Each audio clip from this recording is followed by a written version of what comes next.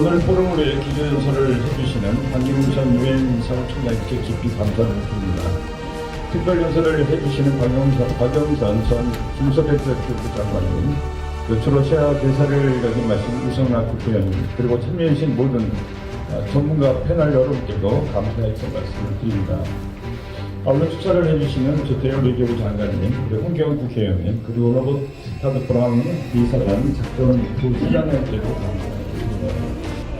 정상선 평택시장님을 비롯한 본 행사의 주요 대비분들께서 지금 입장하고 계십니다. 계속해서 따뜻한 박수로 맞이해 주시기 바랍니다.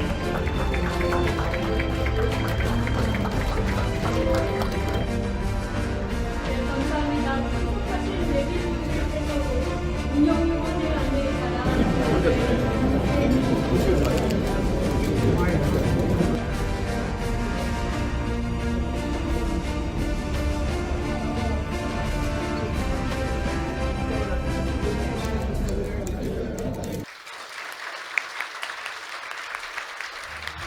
네, 기조연설을 진행해 주신 반기문 전 유엔 사무총장님께 다시 한번 뜨거운 박수 부탁드리겠습니다.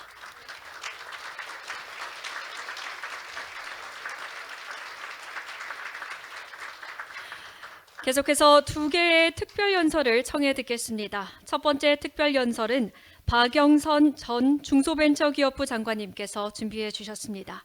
장관님을 여러분의 뜨거운 박수로 무대 위로 모시겠습니다.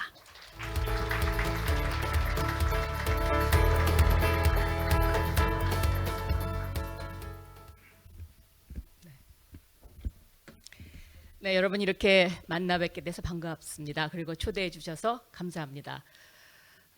이제 트럼프의 시대가 다시 열렸습니다. 세계 최대의 미군 기지를 갖고 있는 평택, 그리고 세계 최대의 최첨단 반도체 삼성전자 공장을 갖고 있는 평택, 그러한 시각에서 보면 이 트럼프 시대에 평택시를 이끌고 가는 정장선 평택시 시장님, 그리고 로버트 다트 브라운 미 이사단 부사단장님, 그 역할이 앞으로 더 중요해지실 것 같습니다. 그런 의미에서 힘찬 박수 부탁드립니다. 두 분께.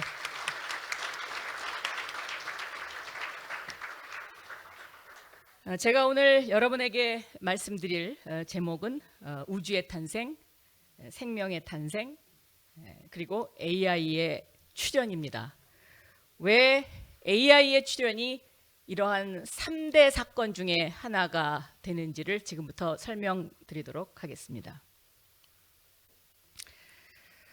지금 보시는 이 사진, 에드워드 프레드킨입니다. 미국의 컴퓨터 과학자이고 디지털 물리학의 창시자로 잘 알려져 있습니다. 그가 138억 년의 우주 역사의 3대 사건으로 우주의 탄생, 생명의 탄생, 그리고 AI의 출현, AI의 탄생을 꼽았습니다. 지금 우리가 맞이하고 있는 AI의 출현은 에드워드 프레드킨의 말처럼 새로운 우주의 탄생을 얘기할 만큼 우리의 미래를 바꿀 빅뱅입니다. 그리고 우리는 그런 시대에 살고 있고 우리는 그런 시대를 부정할 수 없습니다. 2024년 미국 대선, 이 대선은 138억 년의 우주의 역사 3대 사건 가운데 하나인 AI의 출현이 가져올 앞으로의 AI 시대 청사진과 맞물려서 마치 1, 2차 산업혁명 이후의 지구의 재편과 같은 대전환기를 예고하고 있습니다. 특히 세계 강대국들의 충돌 속에 한반도 정세가 긴장되어 가고 있는 가운데 치러져서 그 결과에 촉각을 곤두세울 수밖에 없었죠. 2차 세계대전 이후에 1, 2차 산업혁명 시대의 패권을 영국으로부터 넘겨받았던 미국은 그 후 미국의 지위를 넘보던 소련과 일본을 무너뜨리거나 따돌렸습니다. 1950년부터 1980년까지의 30년간 미국과 소련의 양국 간의 경쟁은 우주개발 경쟁, 핵무기 확산, 군사적 긴장으로 나타났습니다. 그러나 1957년 소련의 세계 최초 인공위성 스푸트니크의 발사 이후에 1991년 12월 소련의 멸망까지는 불과 34년밖에 걸리지 않았습니다. 세계 최고의 기술 보유국에서 한 나라가 해체되기까지 불과 34년밖에 걸리지 않았다는 것은 많은 것을 시사합니다. 1991년 소련의 해체 이후 미국은 그 누구도 넘볼 수 없는 초강대국 패권 국가가 되었지만 당시 노라고 말할 수 있는 일본으로 대변되는 일본의 경제 성장과 도전 그리고 기술 혁신이 한때 미국을 위협했습니다. 1987년부터 일본은 미국의 1인당 국민소득을 추월했고 미국이 다시 일본을 따라잡은 것은 2001년이 돼서입니다. 결국 미국을 삼킬 것 같던 일본은 일본 엔화와 독일 마르크화의 평가 절상 협정이 체결된 1985년 프라자 협정을 계기로 또한 일본산 반도체에 대한 관세 부과로 잃어버린 10년을 시작하게 됩니다. 미국과 소련의 패권 전쟁, 일본의 미국 위협 배경의 핵심에는 바로 반도체와 기술혁명이 있었습니다. 소련도 미국의 반도체 투자를 알고 있었지만 기술 탈취 혹은 카피에 방점을 두고 있어서 따라가지 못했습니다. 지적 재산권을 쥐고 있던 미국은 초반에는 반도체 제조 기술을 일본에 넘겼지만 일본이 미국을 위협하자 일본의 반도체 수출에 관세를 부과하면서 G2 국가 일본을 견제하기 시작했습니다. 이때 삼성전자가 반도체를 만들겠다고 선언하고 그 이후로부터 지금까지 대한민국이 반도체 제조 분야의 메모리 분야에서 세계 최첨단을 달려오게 된 것입니다. 반도체를 한마디로 쉬운 단어로 표현하면 계산기입니다. 1991년 걸프전의 승리를 가져온 유도무기, 토마호크, 스텔스기 모두 반도체 개발입니다. 우주 개발 역시 마찬가지입니다. 결국 계산기 반도체의 연산력 싸움이었죠. 미국은 선두주자로서 이러한 반도체 항해사의 운전대를 절대 놓치지 않으려고 그동안 대규모 투자와 기술 혁명을 이끌어왔고요. 그 결과 1, 2차 산업혁명은 영국에서 시작됐지만 약 100년 후에 3, 4차 산업혁명은 미국이 주도하게 됩니다. 이제 5차 산업혁명을 맞은 이 시점에 미국은 중국의 도전을 받고 있습니다. 2001년 중국의 WTO 가입 이후에 중국의 급속한 경제 성장은 미국의 가장 큰 위협이 돼버렸습니다. 중국은 세계 제조업의 중심이 되었고 군사적, 기술적, 경제적 영향력을 크게 확장했습니다. 특히 2010년 일본으로부터 G2 국가를 쟁취한 중국은 시진핑 집권 이후에 미국에 대한 도전을 서슴지 않습니다. 2015년 시진핑 주석은 중국의 반도체 굵기 전략을 발표합니다. 향후 10년간 2025년까지 1조 위안, 그러니까 우리 돈으로 183조 원을 투자를 해서 당시 15%였던 반도체 자금률을 2025년에 70%로 끌어올리고 미국과의 반도체 정쟁에서 승리하겠다는 것이 주요 골자입니다. 이 2022년이 바로 내년으로 다가왔고 우리는 AI 시대라는 또 다른 우주 빅뱅의 시대를 맞이하고 있습니다. 물론 중국이 반도체 분야에서 내년에 자금률 70%를 달성하지는 못할 것으로 보입니다. 그러나 이미 중국은 내수 시장에서 전기 자동차의 중국 브랜드 점유율이 80%에 이르고 그 힘을 빌어서 세계 최대의 전기 자동차 수출 국가가 됐습니다. 이 전기 자동차는 곧 반도체로 만들어진다고 해도 과언이 아닙니다. 전기 자동차는 배터리, 자율주행 등 미래 모빌리티의 플랫폼과 같은 그러한 산업이기 때문에 중국 전기 자동차의 성공은 많은 것을 암시하고 있습니다.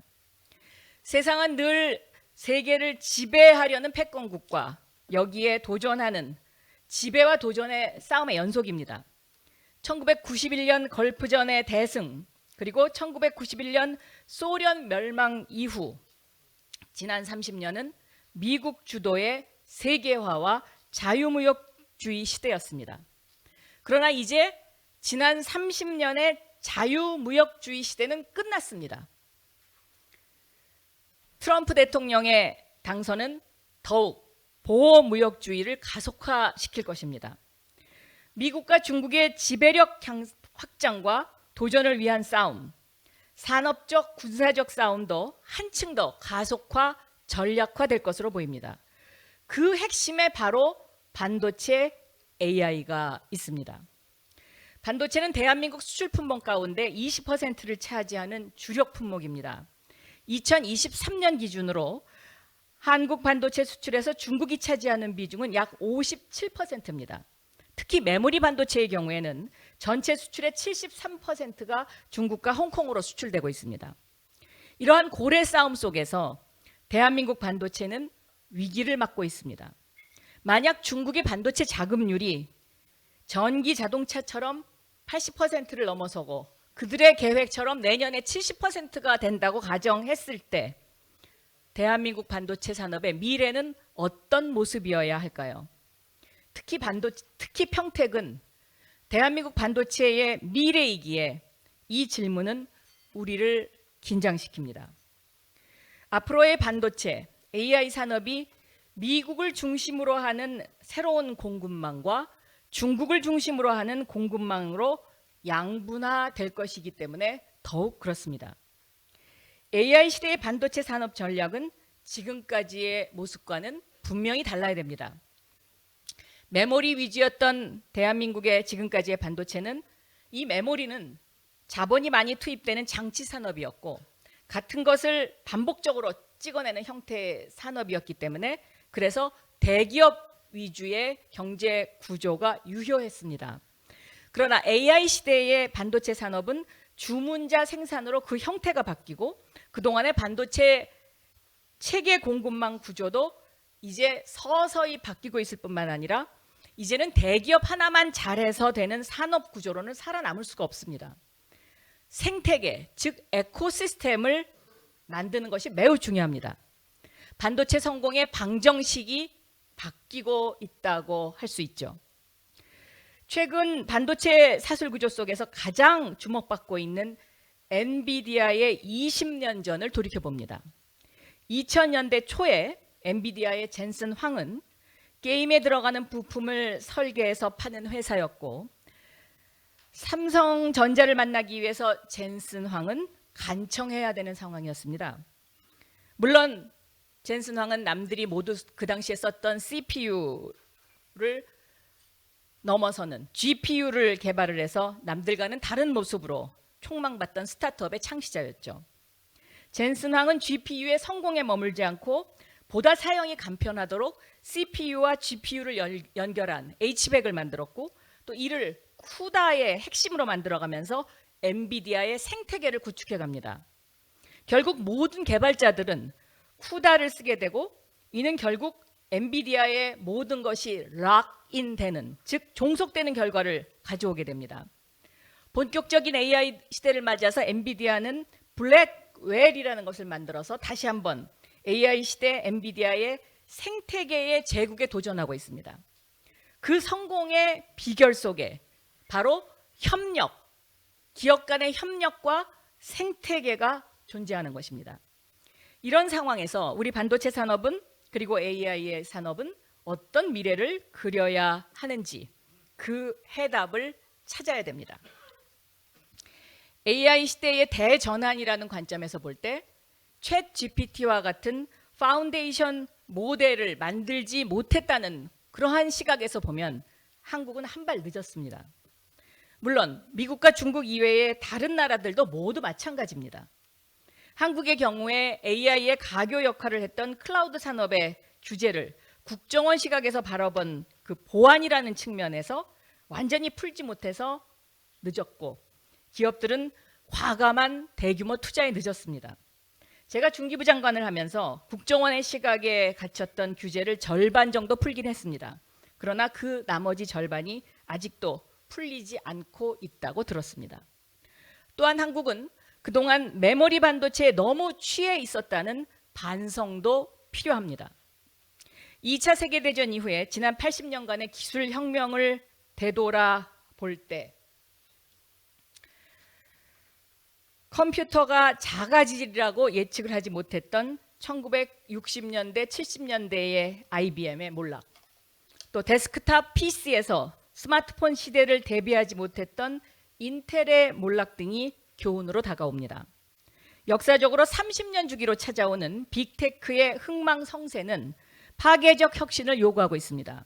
기업도 국가도 파괴적 혁신이 없으면 곧 몰락의 길로 접어듭니다.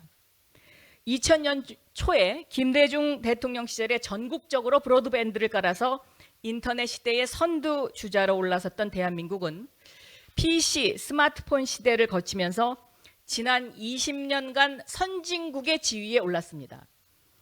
그러나 메모리 반도체에 취해 있는 동안 우리는 AI를 발빠르게 대비하지 못했고 지금도 그 속도가 빠르지 않다고 생각합니다. 이제 우리는 다시 신발끈을 조여매고 재도약을 준비해야 됩니다. AI 시대를 헤쳐나가기 위해서 정부는 올해 9월에 국가 AI위원회를 만들고 인프라 구축에 나섰고 이 국가 AI 컴퓨팅 프로젝트를 들고 나왔습니다. 그러나 그 시기를 더욱 앞당겨야 됩니다. 그리고 정부는 AI 에이전트 시대를 이끌 제대로 된 소버린 AI 프로젝트를 가동을 해서 지금 잠시 고속도로 휴게소에 머물고 있는 우리의 IT 산업계를 다시 질주할 수 있도록 만들어야 됩니다. 2000년도의 브로드밴드 인터넷 고속도로가 지난 20년간 대한민국을 선진 IT 강국으로 만들었다면 이제 우리는 I정부, 즉 인텔리전스, 인공지능 정부 시대를 만들어야 됩니다. 현재의 E정부, 즉 전자정부 시대를 원스톱 서비스의 시대라고 말을 한다면 I정부, 즉 인공정부 시대는 넌스톱 서비스의 시대라고 표현할 수 있습니다. 넌스톱 서비스는 AI 에이전트로 시작합니다. 이 AI 에이전트는 챗봇의 업그레이드 버전, 즉 모든 것을 다 알아서 해주는 비서, 이렇게 표현할 수 있습니다. 이미 미국의 기업과 정부 그리고 유럽에서는 프랑스 등이 이 일을 시작했습니다.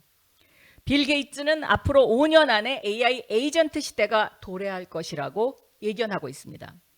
이미 구글은 초기 단계의 AI 에이전트 서비스를 하고 있습니다. 우리가 챗 GPT와 같은 파운데이션 모델을 개발하는 것은 늦었지만 이렇게 특정 분야에 특화돼서 소버린 AI와 AI 에이전트 시대에는 대한민국이 선두주자가 될 수 있습니다. 이 모델을 개발을 해서 국내 산업을 일으키고 다른 나라에 수출하는 것이 AI 시대 대한민국의 미래다라고 볼 수 있습니다. 우리는 20년 전 인터넷 시장이 열릴 때도 네이버와 카카오라는 대한민국 고유한 인터넷 기업을 만들고 키워온 경험이 있습니다.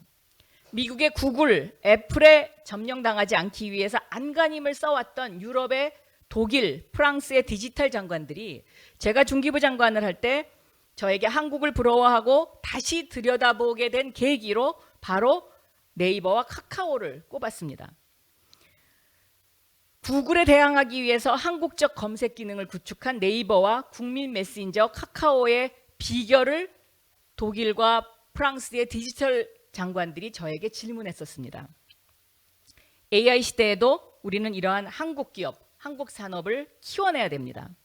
다만 22년 전에 네이버 카카오보다는 좀 더 글로벌한 시각을 가진 그러한 경영을 해야겠죠.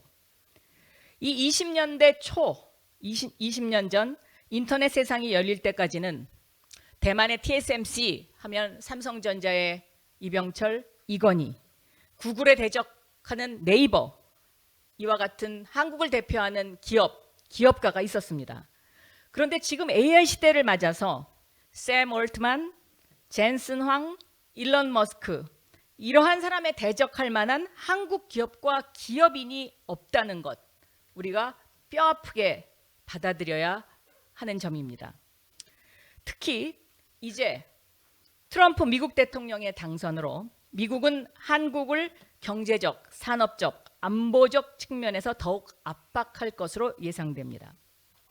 미국 헤리티지 재단이 주도한 프로젝트 2025에 따르면 미국의 대외 전략은 동맹국 비용 증가와 중국의 포괄적 봉쇄를 핵심으로 합니다. 대중국 경제 의존도 축소를 안보 협력의 전제 조건으로 명시하고 있습니다. 경제와 안보 전략을 긴밀히 연계해서 동맹국들을 미국 중심의 새로운 공급망과 안보 네트워크로 재편하려는 구상입니다. 트럼프 대통령 당선자는 경제적으로는 중국을 전략적 경쟁자를 넘어선 경제적 적국으로 규정하고 최대 60%의 관세를 부과하는 관세 무기화 전략을 천명했습니다. 1979년 미중 수교 이후에 지난 40여 년간 미국의 대중 외교의 축이 되었던 건설적 관여 정책, 컨스트럭티브 인게이지먼트로부터의 가장 큰 변화입니다. 미국에 대한 무역 흑자국에 대해서도 지금까지와는 다른 정책이 취해질 것으로 예상되고 있습니다. 안보 전략 역시 급진적 변화가 예상됩니다. 트럼프 대통령이 언급한 100억 달러 규모의 방위비 분담금은 이러한 맥락에서 나온 것입니다. 세상은 지금 미국과 중국의 으르렁거림 속에서 새벽을 맞고 있습니다. 우주의 탄생, 생명의 탄생, 그리고 AI의 출현.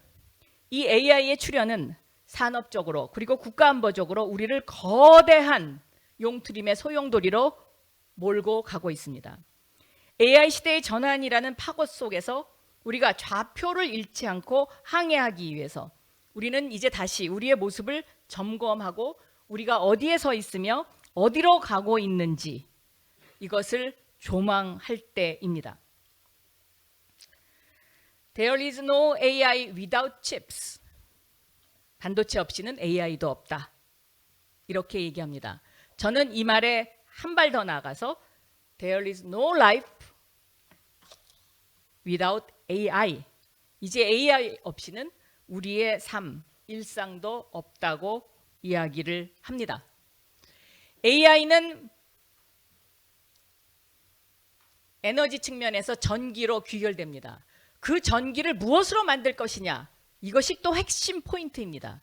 그런데 평택이 수소에너지를 들고 나왔습니다. 이것은 매우 중요한 결정이다 라고 생각합니다. AI는 이제 생각의 속도를 넘어서 그리고 시간의 속도, 시간의 연금술이다. 그리고 이를 경제산업적 시각에서 보면 빛의 속도와 같은 생산성의 질주다라고 표현할 수 있습니다. 지금 AI를 놓치면 그 속도는 회복이 불가능해 보입니다. 따라서 첫째도 AI, 둘째도 AI, 셋째도 AI입니다. 우주 138억 년의 역사 가운데 3대 혁명적 사건이 바로 우주의 탄생, 생명의 탄생, 그리고 AI의 탄생인 이유가 바로 여기에 있습니다. 감사합니다.